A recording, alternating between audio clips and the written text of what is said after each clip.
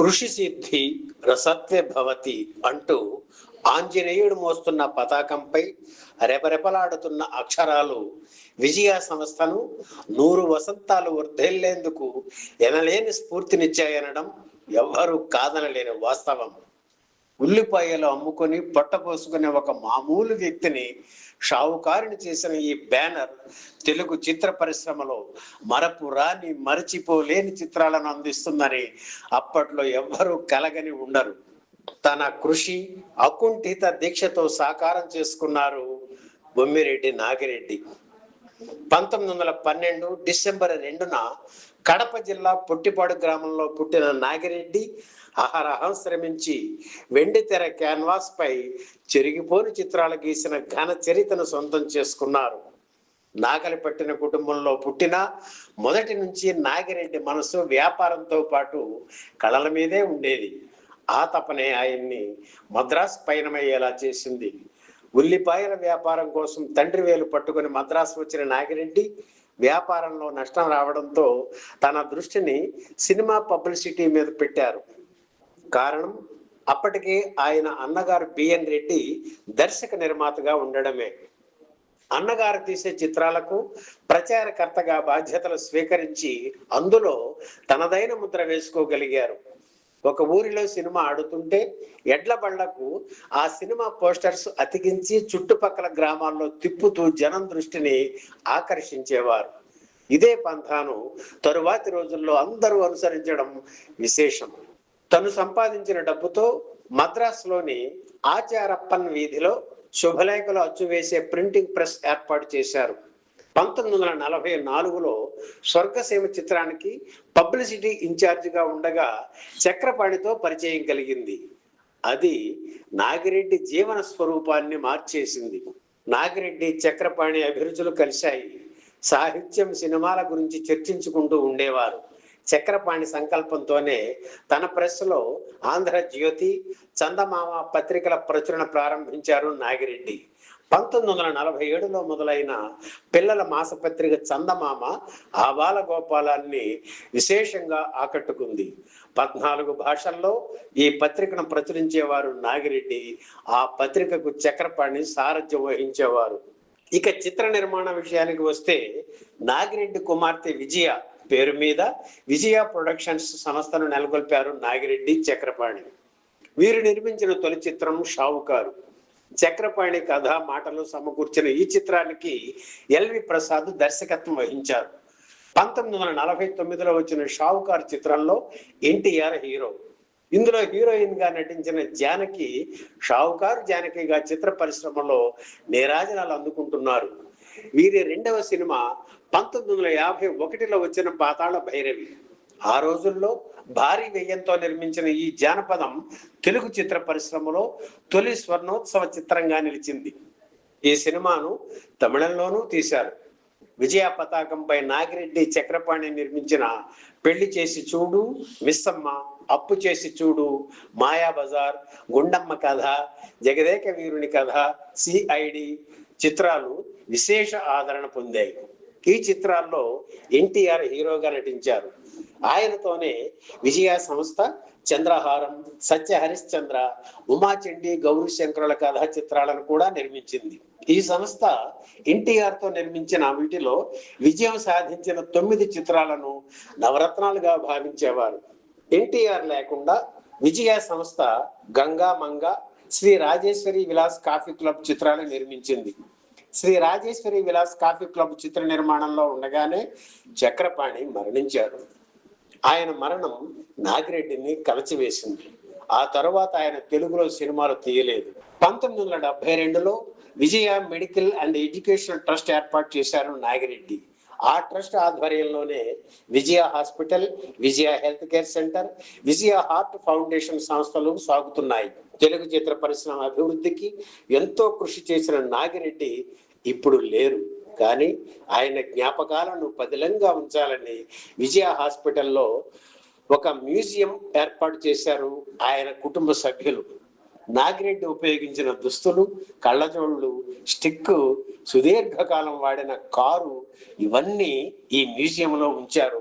పదండి ఆ మ్యూజియంను ఒకసారి చూసొద్దాం.